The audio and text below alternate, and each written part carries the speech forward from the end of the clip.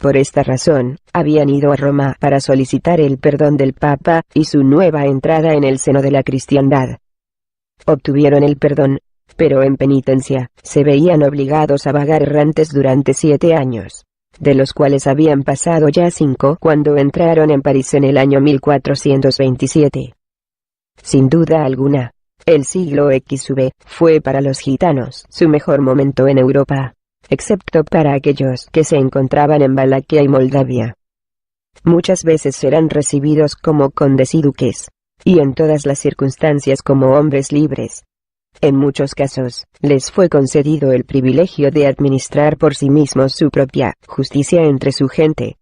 En Europa Central, los campesinos les trataron como peregrinos, y hay documentos en los que se describe cómo ofrecían regalos y donativos a los gitanos, y les prestaban sus campos, para que pudieran acampar.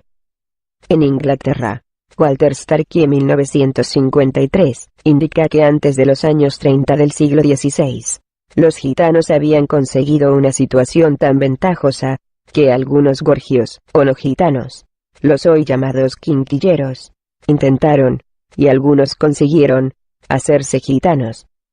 Entre otras cosas, existen documentos en Inglaterra por los que se faculta a los gitanos a participar en las cortes de justicia, en un número correspondiente al 50% en todos aquellos casos en los que de alguna manera podía estar implicado un gitano. En ese mismo país, y siempre según el mismo autor, hay evidencia documental de que llegaron a conseguir el privilegio de poseer y utilizar perros de caza, y de cobrar todas las piezas que desearan. Estos privilegios se concedían exclusivamente a la familia real y a la alta nobleza.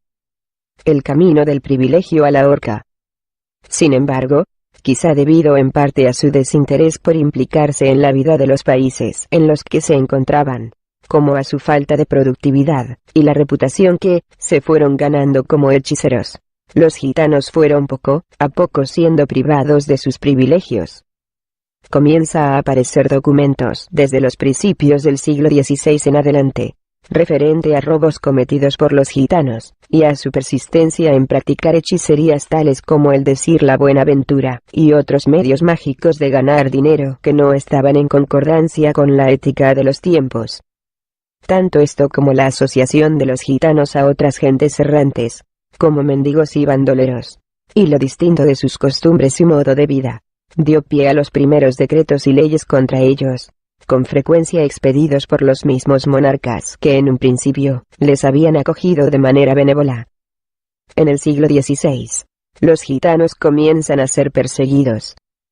En el año 1500, se les expulsa del Sacro Imperio a través de la Dieta de Augsburgo, al mismo tiempo que nos llegan de la aparición de los primeros gitanos en Rusia. Parece evidente que la Dieta no tuvo mucho éxito, ya que a lo largo de todo el siglo, vemos como las mismas órdenes tienen que ser repetidas y renovadas una y otra vez.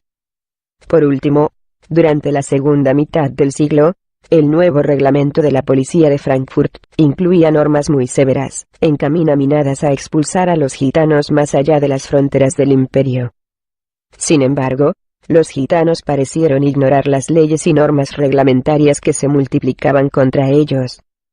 El campesinado todavía les ayudaba y acogía en muchos lugares, y era este un obstáculo que impedía, o por lo menos dificultaba el cumplimiento de las disposiciones de las autoridades.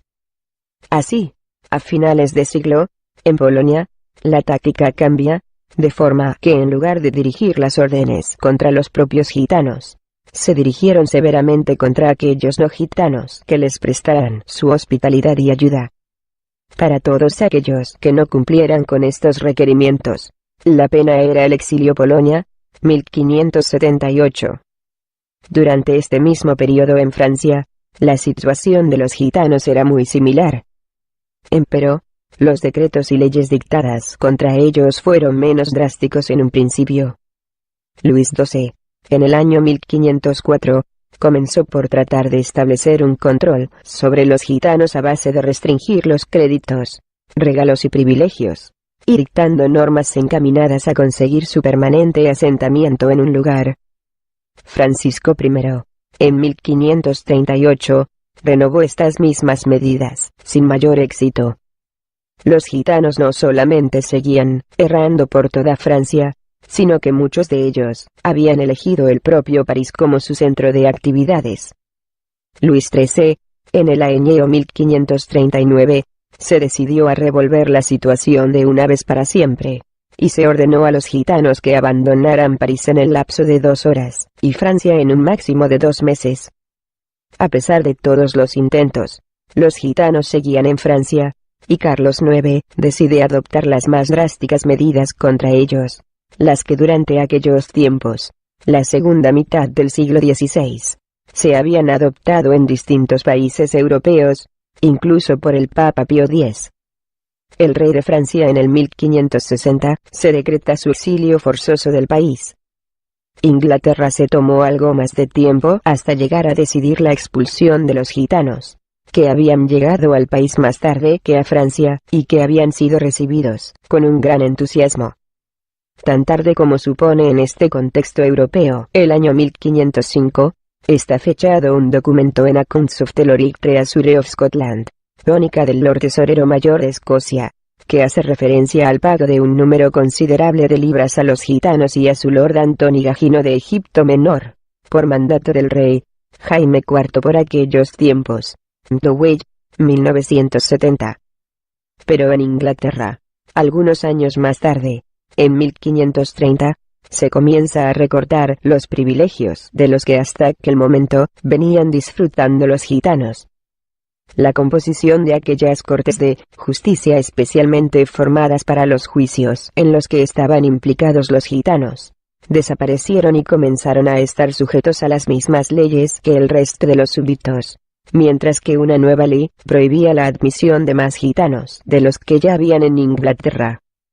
Sin embargo, en 1531, Enrique VIII ordena su persecución, y los gitanos que estaban en el país se vieron, en teoría, obligados a salir.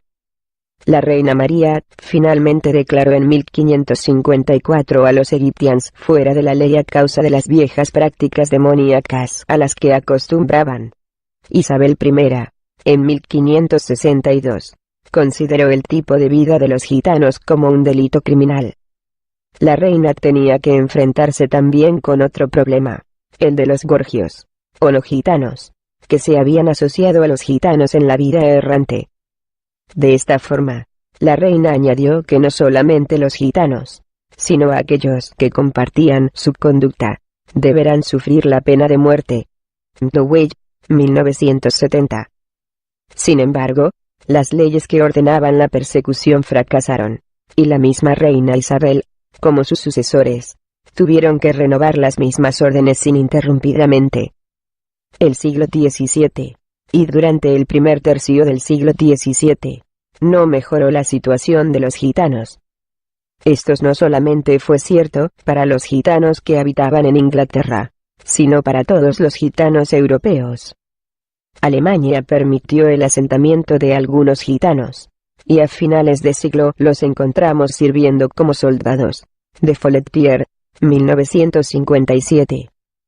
Pero la proporción era muy reducida, y el problema de los gitanos continuaba en pie, conduciendo a medidas severas, como, por ejemplo, la ley local de Aachen, que prescribía la muerte de todos los gitanos que entraran en la localidad, independientemente de otras condiciones, modo de vida, o cualquier otra diferenciación que pudiera haber. Bloch, traducción al inglés, 1938. Suiza, Holanda, Milán, Inglaterra y Francia siguieron unas líneas de acción similares. A finales del siglo XVII, Luis XIV ordenaba que los gitanos fueran enviados a galeras. Este documento presenta un aspecto importante que no solamente se encuentra en aquel país, sino también en España y en Inglaterra. Afirma que ha resultado imposible expulsar totalmente a estos ladrones, a causa de la protección que han recibido constantemente, y que todavía reciben diariamente, de la nobleza, y de quienes están encargados de administrar la justicia, que les dan refugio en sus casas y castillos. Clevert, 1967. Hacia una vida sedentaria. Hubo una reina a principios del siglo XVII que cambió de política. Fue María Teresa de Hungría la primera en tomar una nueva iniciativa, aunque de hecho, su línea política para con los gitanos no se siguió en otros países hasta el siglo XVIII. En 1619, derogó las medidas tomadas por sus antecesores contra los gitanos, y dictó órdenes encaminadas a que fueran tratados de la misma manera que cualquier otra persona del país. Pero los gitanos, por su parte, tendrían que asentarse de una vez, ayudados por todo tipo de facilidades que les permitiera convertirse en agricultores, y cultivar su propia tierra. Las órdenes de María Teresa tuvieron influjo sobre medidas similares adoptadas durante el siglo XVIII en España y Francia. Starkie, 1953. Pero de hecho, los historiadores insisten en que su buena voluntad en relación a los gitanos no tuvo como fruto, ni mucho menos, el que ella esperaba. Muy pocos gitanos se asentaron a raíz de aquellas medidas y su tipo de vida errante, vestimenta peculiar, lengua y costumbres propias, todavía se mantuvieron durante muchos años. Aún más, reafirmados y tranquilizados por las nuevas medidas más humanitarias, se produjo una revitalización de la vida errante en los países del este europeo, durante la primera parte del siglo XIX, Dowey, 1970. En Hungría, los gitanos no iniciaron su asentamiento masivo hasta comienzos de la Segunda Guerra Mundial, habiéndoles dejado el gobierno elegir entre abandonar el país o vivir asentados permanentemente. Dowey, 1970. Después de la liberación de los esclavos en Rumania a mediados del siglo XIX, los gitanos se asentaron en su mayoría, viviendo junto en aldeas casi exclusivamente habitadas por ellos. Pero algunos otros prefirieron continuar su modo de vida tradicional. El gobierno rumano no lo prohíbe, pero toma ciertas medidas encaminadas a inducir a los gitanos a la adopción de una forma de vida sedentaria, tales como la prohibición del chalaneo y la obligación de enviar a sus hijos a la escuela. Entre otros países del este de Europa, la situación aparece similar. En Yugoslavia ha habido un asentamiento masivo de gitanos, hasta el punto de haber tenido que construir una ciudad entera para albergar a la población gitana, aunque algunos no gitanos viven también allí en minoría. La población total es de 23.000 habitantes. Muchos gitanos se han adaptado íntegramente al sistema yugoslavo, e incluso podemos encontrar diputados gitanos en el Parlamento de Macedonia. Bulgaria, a diferencia de Rumania, además de obligar a los niños gitanos a permanecer en las escuelas hasta los 15 años, obligan también a los gitanos en general a tener un trabajo regular. Dowey, 1970. Alemania, Austria, Holanda y Bélgica, se dice que solo tiene en la actualidad una décima parte de la población gitana estimada antes de la Guerra Mundial. Las últimas persecuciones legisladas sufridas por los gitanos fueron las que llevaron a cabo los nazis. Ferrer, 1965. Se ha exagerado mucho las cifras dadas por diferentes autores sobre el número de gitanos exterminados en sus campos de concentración. Pero sí es cierto que aproximadamente 200.000 gitanos, o bien fueron conducidos a las cámaras de gas o murieron mientras permanecían en los campos de concentración. Rudolfo, en Komandatin Auschwitz 1958, declara que 16.000 gitanos en total murieron solamente en el campo de concentración de Auschwitz. Y otros 11 campos de concentración fueron construidos exclusivamente para albergar a gitanos durante el periodo nazi. Deckenrick y Jeppson dice que perecieron 250.000 de gitanos. 1970. En Francia, los gitanos comenzaron a asentarse a finales del siglo XVIII. Luis XV abrió un nuevo camino en la historia de los gitanos franceses en 1740, al permitirles no solamente permanecer dentro de los dominios del reino, sino también enrolarse en cualquier tipo de trabajo, tanto en el trabajo agrícola como en aquellos oficios de los que sean capaces. Klebert, 1967. Sin embargo, hasta comienzos de este siglo, no se produjo la sedentarización de grandes números de gitanos en Francia. Hay todavía muchos gitanos franceses que se mueven de un lado a otro